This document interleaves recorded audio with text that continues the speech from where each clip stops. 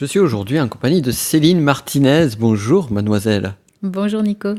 Alors, Et bonjour à tous et à toutes. à tous et à toutes, exactement. Alors, aujourd'hui, on va parler de sommet et du sommet de la réussite.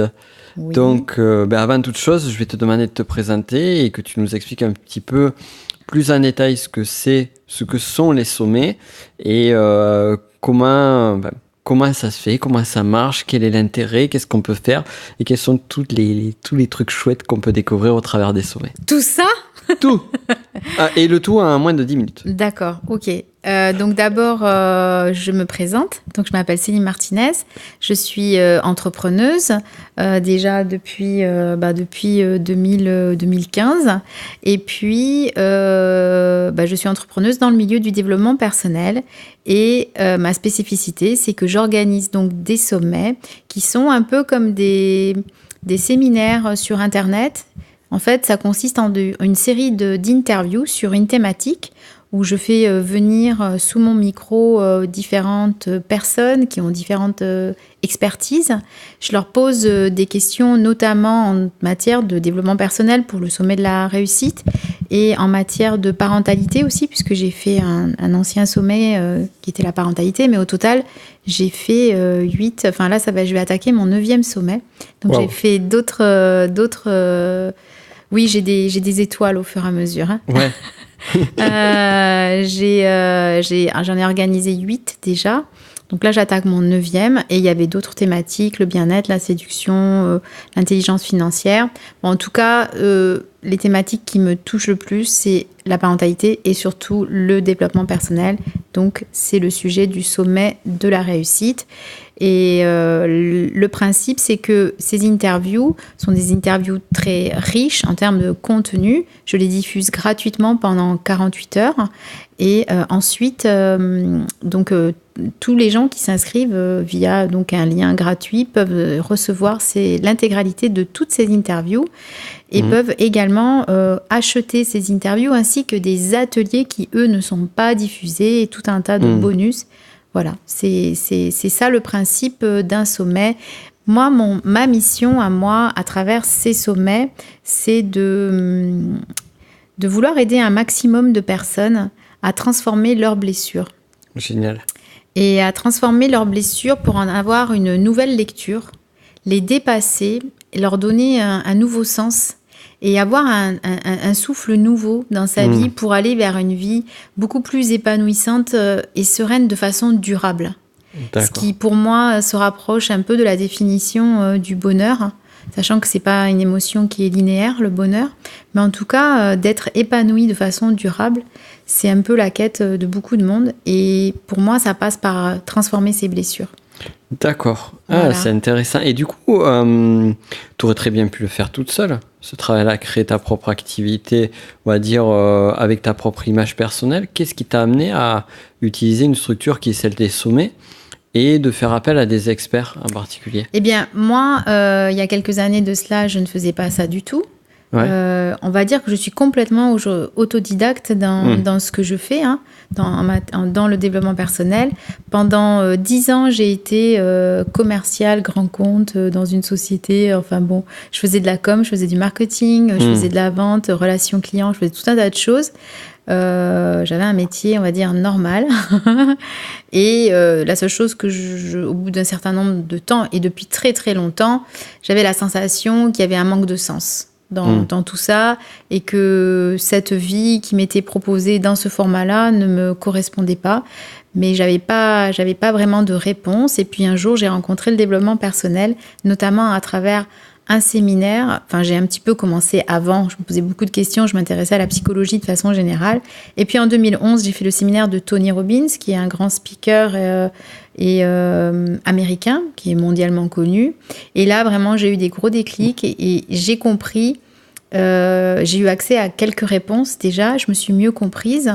Et puis j'ai décidé de continuer à me former là-dedans. Et de fil en aiguille, je me suis moi-même branchée sur tout ce qui existait sur Internet. J'ai commencé à trouver ça génial, toute cette connaissance qui était distribuée et qui impactait beaucoup de personnes, qui permettait de changer vraiment sa vie. Et j'ai atterri sur le sommet de la réussite, puisque ce n'est pas moi qui l'ai conçu. Et ce truc-là, ça m'a énormément inspiré. Ça m'a nourri chaque année, parce qu'il y avait une édition chaque année depuis 2011. C'était ma série télé préférée. À l'époque, c'était des audios. J'écoutais ça vraiment avec passion. Ça me faisait vibrer. Et vraiment, je trouvais que cet impact que l'on pouvait avoir au niveau francophone, cette grosse audience et impacter en quelques minutes autant de personnes, vraiment, je trouvais ça fabuleux. Et de fil en aiguille, j'ai eu envie d'en faire un. Et le magnifique cadeau de la vie, c'est que, parce que aussi j'avais commencé à travailler sur moi-même, créer le bon environnement et mettre des choses aussi en place dans ma vie, c'est que ce sommet, il est venu à moi. Le sommet de la réussite ainsi que les autres sommets que j'ai organisés à ce moment-là. Et donc en 2014, j'étais derrière les commandes du sommet de la réussite. J'étais pas toute seule, hein. Il y avait la personne qui le gérait, une autre personne qui le gérait également avec moi, Jean-Luc. Et puis après, très rapidement, en fait, je suis passée toute seule aux commandes et puis j'ai racheté le concept. Et puis aujourd'hui, avec beaucoup de bonheur, je le développe et j'ai créé ma recette à moi du sommet de la réussite avec une nouvelle identité. En gardant toujours une nostalgie quand même avec le début de ce sommet. Et j'y suis vraiment, vraiment, vraiment très attachée. Ça m'inspire énormément. Ah, c'est intéressant, je ne savais pas ça, qu'en fait, finalement, tu étais la personne qui écoutait le sommet. Oui, complètement. Tu étais le public aujourd'hui de ton activité. C'est ça, et moi, ça me... Déjà, quand je l'écoutais, je pensais pas qu'un jour ça pourrait être à moi. Enfin, J'imagine, ça reste toujours un peu surréaliste, hein, ce truc-là. Ouais. Quand je me connecte fort. À ça, je me dis, mais c'est incroyable. C'est fort. C'est très, très fort. Mais je trouvais ça génial, fabuleux, l'énergie que ça me donnait, ça me boostait. Moi, ça m'a permis d'entretenir ma motivation, mon focus. D'année en année, parce qu'il y avait une édition tous les ans, quoi. Et quand j'ai pu participer à la 4e édition aux commandes, là, c'était juste incroyable. Surtout que je sortais de nulle part, je n'y connaissais rien. Mais simplement, avec Jean-Luc, on a connecté et puis il m'a fait confiance. Et moi, j'étais tellement habitée par les sommets, je voyais tellement la vision des sommets. Ouais. Que c'était fluide aussi pour lui et puis que ça a super bien... Du coup, il a senti que tu étais la bonne personne pour continuer, quoi. Et je pense qu'aujourd'hui, mon petit historique le prouve, quoi, que ce truc-là, c'était pleinement fait pour moi. Ah, c'est cool, c'est génial. Ouais, vraiment. Et là, aujourd'hui, tu as énormément apporté de toi. C'est ça qui est intéressant, justement. De ma personnalité, de ta personnalité, de qui tu es. D'ailleurs, on va faire une petite parenthèse à ce stade de notre podcast. C'est que si vous voulez suivre le sommet de la réussite, et je vous invite vivement à le suivre, vous avez le lien dans la description. Oui, puis il y a des personnes très intéressantes. À ce qui paraît. Tu as des très bons des experts. Tu peux nous en citer un, par exemple, au hasard. Oui, au hasard, je dirais Nico Pen. Ah oui. Ah, c'est intéressant. Moi, tu sais quoi ? Rien que pour ça, je m'inscrirai au sommet. Oui, c'est une très belle interview en plus, qui est longue, mais qui est d'une richesse inouïe. Oui, c'est vrai. Et on a passé un très bon moment. On s'est régalé. Et on s'est régalé. Et... à mon avis, vous allez être suspendu, vous n'allez pas voir passer le temps. Exactement. Et vous allez avoir le temps pour vous, parce que vous allez apprendre plein de choses. Est-ce qu'on annonce le titre de cette interview, peut-être ? Le titre de la conférence de ton interview, oui. Ouais, tout à fait. Donc, ton interview traitait donc d'un outil puissant pour découvrir les facettes cachées de sa personnalité, mieux les comprendre et aller... vers une réussite beaucoup plus sereine et profonde. Exactement. Voilà, donc si vous voulez un petit peu comprendre davantage vos facettes cachées, vos « c'est plus fort que moi » et vos schémas limitants, je vous invite vraiment à vous inscrire pour découvrir l'interview de Nico Pen, et puis il y aura d'autres belles personnes et belles interviews. Il y a vraiment... comme tu dis, il y a vraiment des super invités. Ouais. Parce que c'est ça aussi. Alors, du coup, si on en revient au sommet en particulier... quelles sont les recettes selon toi d'un sommet qui va marcher ? Et quel est l'intérêt même pour une personne ? Si moi à un moment donné je me dis tiens, j'ai envie d'organiser un sommet, tu vois, ça pourrait très bien être une idée. Qu'est-ce que tu me conseillerais de faire, de ne pas faire ? Est-ce que tu m'encouragerais là-dedans ? Je sais qu'il y a quelques années en arrière, tu vois, c'était peut-être 2014, il y avait énormément de sommets. Oui, moi j'en ai fait 6 à cette époque-là. Putain, ouais. Donc c'est pour ça qu'il y en avait beaucoup. Ah, c'était toi en fait. C'était moi. En fait, il y avait énormément de sommets, mais c'était tout toi. C'est ça. Mais c'est vrai qu'après ces 6 sommets-là, il y en a eu quelques-uns qui sont sortis et certains ne sont pas forcément revenus. Ouais. Mais pour répondre à ta question, en fait, est-ce que j'encourage les gens ? En fait, je vais pas te répondre, je peux pas te répondre oui ou non. Sincèrement, moi, le sommet, ça me fait vibrer. Ça me dépasse. C'est-à-dire que je suis prête à payer le prix, à faire des sacrifices pour éditer mes sommets parce que vraiment, ça m'inspire. Ouais. Quelqu'un qui n'est pas touché en profondeur par ce travail-là, je vais lui déconseiller. Parce que organiser un sommet, c'est beaucoup de travail. Il faut beaucoup aussi aimer l'organisation. Il faut être capable de manager tous ces experts. Et quand on a la chance comme moi d'avoir des experts qui aujourd'hui dans le développement personnel sont des personnalités, c'est compliqué d'accorder les agendas de tout le monde pour pouvoir faire les interviews dans un certain temps donné. Enfin, je ne vais pas vous expliquer tous les détails de l'organisation, mais... Tu as de la logistique en plus, matériel et autres. Hein. Oui, parce que moi, je me déplace et que mes interviews sont filmées en présentiel. Donc, ça nécessite vraiment de la disponibilité de la part de mes intervenants.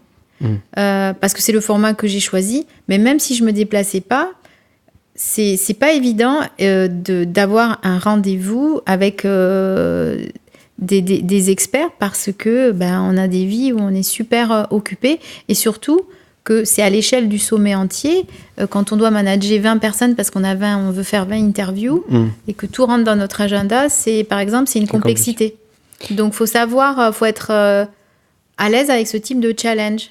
Voilà. Et question innocente qui me vient en tête vraiment de but en blanc, c'est que quand on parle de personnes qui sont très reconnues dans un milieu ou quoi que ce soit, moi je pense instinctivement à la télé, aux stars de la télé et tout ça. Oui. Est-ce que tu as rencontré des difficultés par rapport à des questions d'ego des experts ou c'est pas forcément une question qui a été présente ? Non. J'ai eu une personne à qui j'avais proposé de participer à une édition de mes sommets, même deux personnes d'une certaine stature, on va dire, qui m'ont demandé qui seront les autres intervenants. Et à cette question, je n'ai pas voulu répondre. Parce que moi, je propose une aventure humaine. Je propose mes interviews aussi avec le cœur. Et c'est aussi ce que je veux que mes intervenants délivrent sur le sommet pour l'audience. Donc, pour moi, sur un sommet, tout le monde est sur le même piédestal. Tous les intervenants sont sur le même piédestal. C'est comme une affiche avec que des rôles principaux. Il n'y a pas vraiment de rôle secondaire. On partage l'affiche. Et en dehors de ces personnes mais que je peux comprendre, c'est ok, c'est leur façon de procéder, mais en tout cas c'est pas la mienne. C'est pas ma vibration. Moi, ce que je propose, c'est une aventure, c'est de me faire confiance parce que moi je crée une recette.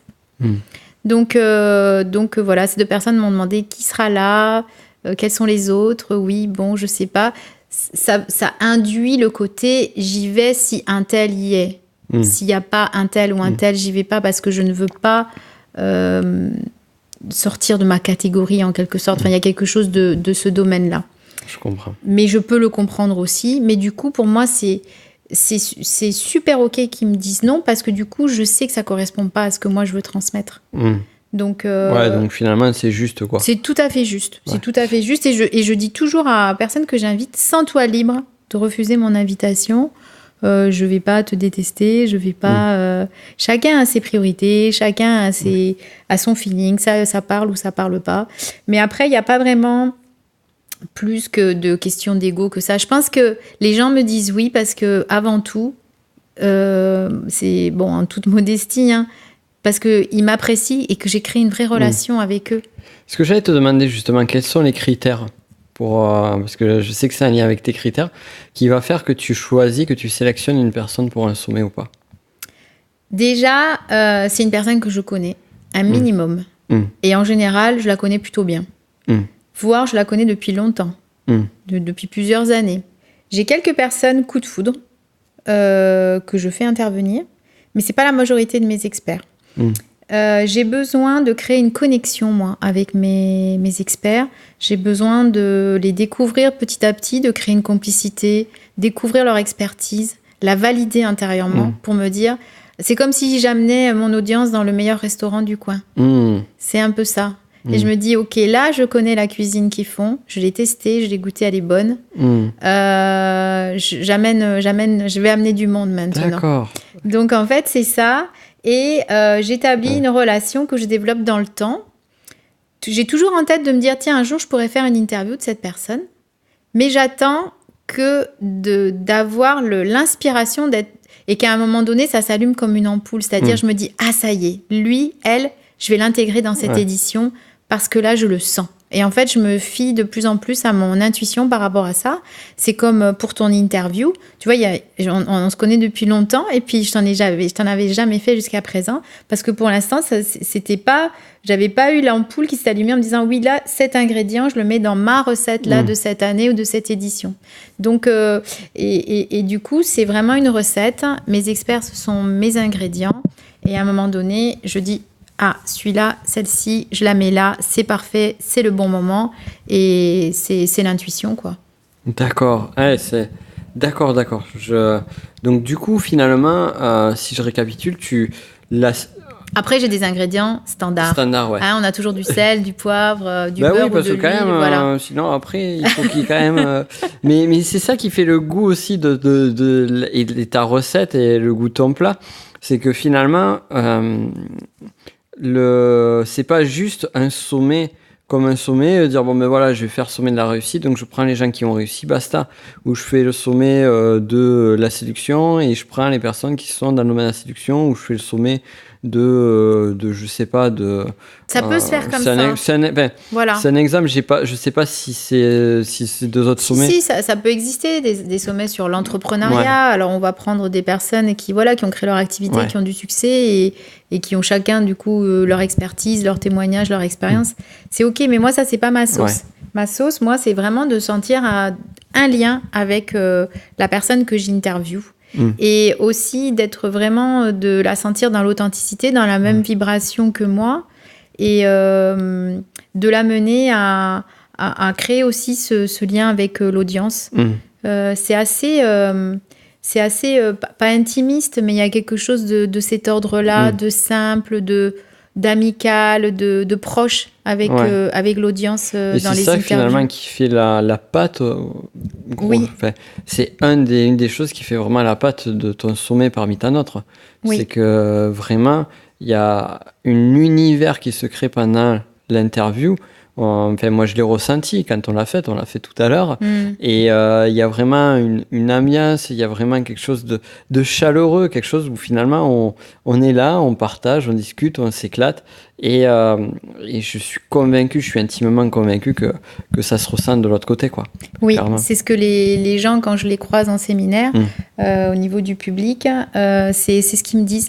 Ils me disent qu'ils adorent spécifiquement tout ce que tu viens de décrire dans mes interviews.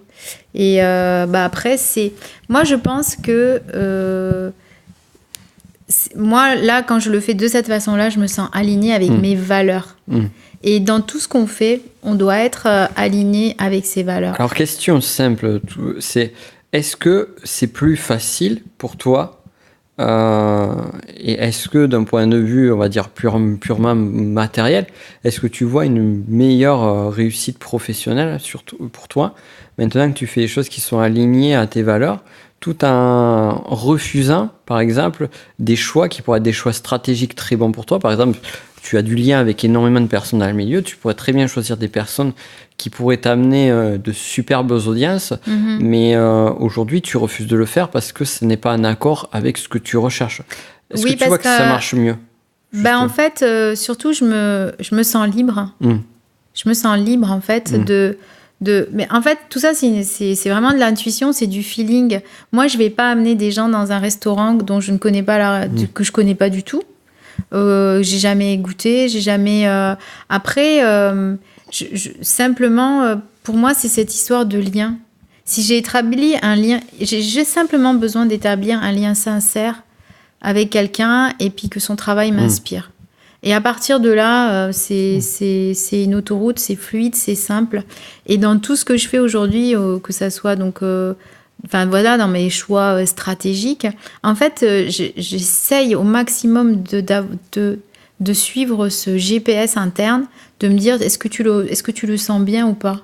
Et est-ce que t'as un vrai lien, est-ce que tu as un lien. Est-ce que tu te sens à l'aise? Est-ce que tu admires son travail? Est-ce que tu connais son travail? Voilà, s'il y a pas, est-ce que il y a une vibration, qu'il y a quelque chose qui m'éveille par rapport à cette personne? Si c'est pas le cas, en fait, j'en vois pas trop l'intérêt. C'est comme si je m'obligeais à aller manger dans un restaurant 3 étoiles gastronomique dont super réputation, mais dont je vais pas savourer le repas parce que j'ai pas envie de manger de ça. J'ai simplement envie d'aller manger dans un bon restaurant italien et pas me poser de questions, manger des pâtes. Tu vois, je vais pas me forcer à manger quelque chose même s'il est bon, parce que en fait, j'en ai pas envie. Et c'est pas, c'est un choix. Au bout d'un moment, c'est un choix parce qu'évidemment, c'est une démarche consciente. Mais quand je reçois certaines propositions, je me dis est-ce que ça te fait vibrer? Non, ça m'allume pas les ampoules, ça me dépasse pas là de communiquer là-dessus, donc non.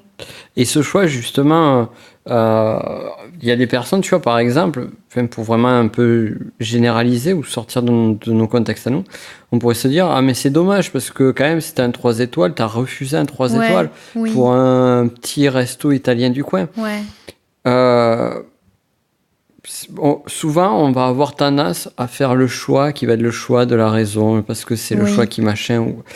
Qu'est-ce que tu pourrais dire à ces personnes-là, justement, ou à cette tentation que l'on peut tous avoir à un instant donné, les fameuses opportunités qui vont contre nos valeurs ou nos vibrations et qui finalement semblent être lucratives?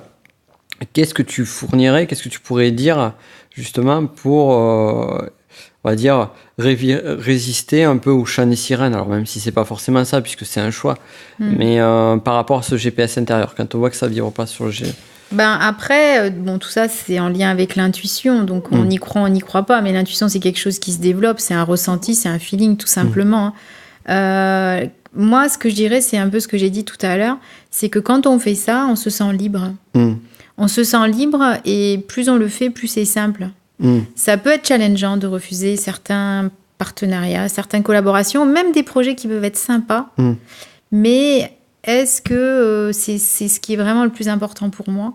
Même si des fois je refuse aussi des trucs où je me dis ouais c'est sympa, ça a du sens, mais ça m'allume pas moi. C'est pas mon truc, ça me fait pas kiffer, tu vois. Donc moi j'ai besoin là de ressentir un peu un espèce de feu interne parce que je sais que je vais créer de l'énergie du coup pour ça. Mais surtout voilà ce que ça m'apporte, c'est de la liberté, une certaine forme entre guillemets d'indépendance, de me dire au moins ce que je recommande c'est testé, approuvé et je recommande en fait en quelque sorte et je trouve que ça simplifie. Quand on rentre dans ce schéma-là, moi j'étais très mentale, je le suis toujours. En fait, on se connecte davantage à notre cœur. Est-ce que ça m'allume à l'intérieur? Est-ce que ça me crée de l'énergie? Sans regarder les histoires de gains financiers, parce que si on regarde ça, pour moi c'est pas la bonne idée, quoi. Parce que ça va venir biaiser nos ressentis. Ouais, et puis c'est bien que tu pointes du doigt cette énergie plutôt émotionnelle, parce que finalement, on oublie que ce vecteur de se sentir bien, de se sentir en énergie positive, en liberté, mais finalement, en fait, certes, ça va être moins intéressant d'un point de vue financier, mais l'énergie, la puissance d'enthousiasme que l'on va diffuser derrière, elle va être ultra puissante et elle va fortement compenser, si on devrait comparer, voire dépasser le simple fait que j'ai une affaire, je vais faire l'opportunité et puis basta. D'ailleurs, quand on fait l'opportunité à contre-cœur, ça nous et en plus, donc, on va garder du temps. Pour générer des choses par nous plus qui nous correspondent. Et techniquement, ça va marcher en fait. Donc on se crée aussi de l'espace pour ça. Et surtout, on prend soin de notre énergie parce que quand on met de l'énergie, qu'on déverse de l'énergie dans quelque chose qui nous inspire pas tant que ça et qu'on le fait que simplement parce que c'est une opportunité financière, eh ben c'est un peu comme si on vidait, on vidait comme un arrosoir. On a un arrosoir rempli d'énergie et puis on va aller le vider un peu sur le projet de quelqu'un d'autre qui nous allume pas plus que ça. Et puis on va baisser notre énergie. Et après, il va falloir la reproduire, cette énergie, pour travailler sur des choses qui vont être plus alignées avec nous. Et moi, je pense que, en fait, faire ça, c'est simplement s'honorer, se respecter et surtout cultiver nos valeurs. Et quand on cultive ces valeurs, on se sent bien, on a de l'énergie, on a du fuel, on est inspiré et on ne peut créer que des choses qui vont fonctionner parce qu'on est aligné, en fait. On est en cohérence. Ouais. On est en cohérence et puis on a l'esprit qui arrête justement d'être un petit peu à regarder les sirènes au loin. On est beaucoup plus focus sur ce qu'on doit faire en fait. Ouais. Comme tu dis, puis la tentation des sirènes aussi, c'est finalement j'ai tellement peur que ça marche pas ou je suis tellement en situation de doute que finalement je vais prendre la première opportunité venue en pensant que c'est ça. Et le fameux, en fait, pour moi, c'est une connerie, ça. C'est le truc, genre, il y a des opportunités, elles se présentent qu'une fois dans ta vie. Non, je suis désolé. C'est pas vrai. Et puis, quand on refuse une opportunité, ça laisse de la place à d'autres. Ça. La question Apprendre à se poser, c'est ça. Est-ce que ça me met en joie ? Est-ce que ça crée de la joie, ce partenariat, à différencier de l'excitation ? Et d'ailleurs... c'est pas évident, ça. Non, d'ailleurs, j'ai toute une interview là-dessus dans le sommet de la réussite cette année pour qu'on différencie justement l'excitation de la joie. C'est qui la donne ? C'est Marina Hamon. D'accord. Une spécialiste coach en développement personnel qui conseille beaucoup les femmes aussi en matière de séduction et d'amour de soi. Mais vraiment, il faut savoir faire la différence entre je suis excitée et qu'est-ce que je disais, donc entre l'excitation et puis le côté... Et oui, vraiment, ça m'inspire. Oui, ça me met en joie, quoi. Ça me met vraiment en joie. Et là, c'est cette énergie-là, en fait, qu'il faut suivre. D'ailleurs, concernant un sommet, il me semble, je ne suis pas sûre, mais il me semble que le lien est dans la description. Oui, il y a le lien, tout à fait. Il me semble. Oui, je ne sais pas si on l'a dit. Je ne crois pas, mais c'est bien de le redire. Tu devrais le dire. Hein. Voilà, exactement. Vous allez dans la description, vous avez le lien. Puis vous pouvez en profiter aussi pour laisser un petit commentaire sur le podcast, ça peut toujours servir aussi, avec une petite notation. Oui. Je dis ça juste comme ça. Alors, on va terminer sur une dernière question que je pose à tous mes invités, à toutes mes invitées. C'est, quel est ton pire échec ? Oula. Un de tes pires échecs, libre à toi de dire dans le contexte, et qu'est-ce que tu en as tiré ? Puisque tout échec est source d'apprentissage. Oui. Là, comme ça, alors j'en ai certainement, et j'en suis sûre, plein. Oui. Donc, je vais surtout prendre à travers les sommets. Je ne sais pas si on peut appeler ça échec, mais en tout cas, quand j'ai produit les 6 premiers sommets que j'ai produits, j'ai énormément travaillé pendant 1 an et demi. Je me suis couchée à 2h du matin, je me levais à 7h, j'ai 2 enfants. Je me rappelle, tu bossais comme une dingue, mais j'étais tellement aussi habitée par cette mission de me dire je dois mener le travail jusqu'au bout. Tout ce qui a été promis, il faut le délivrer. Enfin, c'était pas moi qui avais fait les promesses, mais comme je rachetais les sommets, bref, je voulais respecter toutes les promesses. Donc j'ai énormément travaillé pendant 1 an et demi et en fait, je me suis un peu cramée. Voilà. Vraiment, j'étais raplapla. Quoi. Ouais, j'ai vraiment chauffé. Je suis passée peut-être pas loin d'un espèce de pétage de plomb. Je vais pas dire burn-out parce que je voudrais pas outrer les personnes qui ont fait des burn-out, mais j'étais vraiment épuisée, fatiguée. Ça a été en même temps une très belle période, mais aussi une période très très difficile parce que vraiment j'étais épuisée, quoi. Donc et puis la moindre chose qui se rajoutait dans ma vie, c'était une montagne, quoi. Pour le coup, c'était un sommet. Et l'erreur, je dirais, de ce que j'ai fait à cette époque-là et que j'ai compris depuis, il m'a fallu encore un bon sommet en plus, parce que ce qui s'est produit, c'est qu'après, je n'avais plus envie de faire de sommet, tellement j'étais épuisée. J'en avais fait 6 d'un coup. Mais la leçon que... tu t'es écœurée, quoi. Oui, je me suis écœurée. On me parlait, c'est quand ton prochain sommet, je lançais de l'ail et de l'eau bénite, tu vois. Je disais... Je me rappelle, tu m'en as jeté dessus et j'ai crié. J'ai dit, va des rétro satanas, de quoi tu me parles, un sommet? Non, mais change de trottoir, s'il te plaît. Ne me regarde plus et pars, fais demi-tour et vite fait.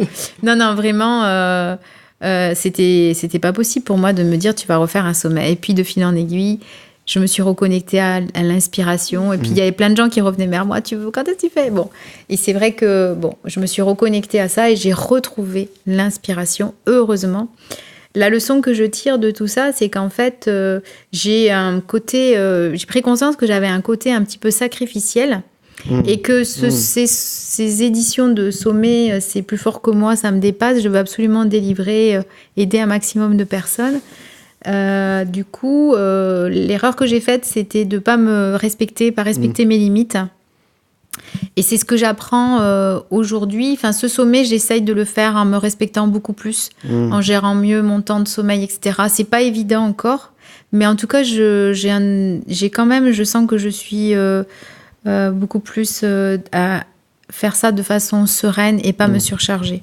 Donc, je pense que cette erreur-là, ne pas se respecter, ne pas s'honorer, voilà, c'est peut-être l'un des plus gros échecs qui est arrivé en même temps avec l'un de mes plus gros succès. Et donc, la leçon que j'en tire, c'est de ne pas m'oublier, en fait, dans tout ça, de prendre soin de moi. Toi, ouais. Et parce qu'il y a encore, j'ai encore plein de belles choses à faire, quoi. Bah oui. Et puis, si moi, j'ai plus de vibrations, ça va s'arrêter. Donc, voilà. Et ça, je pense qu'il y a plein de gens qui peuvent se perdre dans le travail. Ouais. Ouais, et puis faire parce qu'on est passionné et qu'on veut que ça soit bien fait, quoi. Que ça reste toujours dans le plaisir et pas dans la douleur. Mais je crois qu'on est nombreux dans l'entrepreneuriat à avoir vécu ça. Oui, et puis on parle beaucoup de la semaine de 4 heures, etc. Moi, je disais oui, bien sûr, de 4 heures de nuit. Mais un entrepreneur successful, 4 heures par semaine, pour l'instant, c'est pas encore ma réalité. Mais c'est OK parce que ça me passionne. Mais je pense que, voilà. Oui, ce que j'allais te dire, après 4 heures, est-ce que tu en as envie aussi? Voilà, non, je pense que je m'ennuierais. Je sais que ça me saoulerait, quoi. Pas. ça serait ennuyeux. Ouais. Mais en tout cas, se respecter, se servir en premier, en fait. Ouais. Prendre du temps pour soi, etc. Ça aussi, je vais en parler dans le sommet de cette année. Intéressant. Et voilà, du coup, d'ailleurs, pour la petite anecdote, c'est l'énergie de... Je me suis collé une photo... sur mon bureau, chez moi, de Amma, pour ceux qui la connaissent, qui est une personne qui m'inspire beaucoup, qui donne de l'amour, qui est dans l'amour inconditionnel et qui passe sa vie à embrasser les gens. C'est son business. Comme quoi on peut... Et en fait, elle est très puissante, à la fois très puissante et très dans la sérénité. Donc, c'est les deux valeurs que je veux incarner durant ce sommet et que je veux me renvoyer à moi-même, d'être dans cette douceur vis-à-vis de moi-même, tout en produisant les choses avec un maximum de qualité pour les gens, quoi, qui vont assister à ça. Génial. Voilà. Super. Ah, c'est cool. Et du coup, pour finir, où est-ce qu'on te retrouve? Eh ben, je crois qu'il y a un lien, non? Ah non, tu veux dire où est-ce qu'on me retrouve? J'ai pas vraiment d'endroit où on va me retrouver. Je suis sur Facebook, j'ai une page qui s'appelle Céline Martinez, voilà, sur laquelle je publie des choses en ce moment. J'ai publié pas mal de choses là par rapport au backstage du sommet de la réussite. D'ailleurs, si vous aimez l'humour, sachez qu'il y aura un bêtisier. Oui. Hein? Et on a fait quand même pas mal de gaudrioles. On a fait pas mal de gaudrioles. Voilà, et rigolé. Tout ça. Mais pour avoir le bêtisier, il faut également s'inscrire. C'est le jeu. C'est la récompense au bout du chemin. Exactement. Et je crois qu'il y a un lien, comme tu disais, dans la description. Voilà, il y a un lien dans la description. Qui à mon avis, je crois aussi, il me semble, on m'a dit, la légende dit que si on ne s'inscrit pas à ce lien, on rate quelque chose d'exceptionnel. Oui, tout à fait. C'est écrit. Hein. C'est écrit. Oui, je l'ai entendu. C'est écrit, je crois que c'est sur l'évangile de Matthieu, me semble-t-il. Oui, peut-être. Je ne connais plus la date, mais c'est ça. Verset 37. Couplet 12. Très bon. Rime 3. Donc, oui, inscrivez-vous. Et voilà, si vous voulez me retrouver pour me suivre, je suis également sur Instagram, Céline Martinez. Je suis et donc sur Facebook, Céline Martinez. Et pourquoi il y a un bêtisier ? Parce que tout ça, quand même, si c'est pas pour rire de la vie, franchement. Hein, donc, il y a beaucoup de fun aussi et beaucoup d'humour dans ce sommet. Voilà. Super, merci beaucoup. Merci à toi, Nico, et merci à tout le monde d'avoir écouté cette interview. À très vite. Ciao. Ciao. Et voilà, tu viens d'écouter un des épisodes de mon podcast Le business de la connaissance. Alors, si tu veux aller beaucoup plus loin et suivre l'intégralité des podcasts sur ce sujet-là, je t'invite à regarder en description de cette vidéo. Tu trouveras le lien pour pouvoir t'abonner à mon podcast Le business de la connaissance et ainsi on pourra aller beaucoup plus loin ensemble. D'ici là, je te souhaite une excellente journée.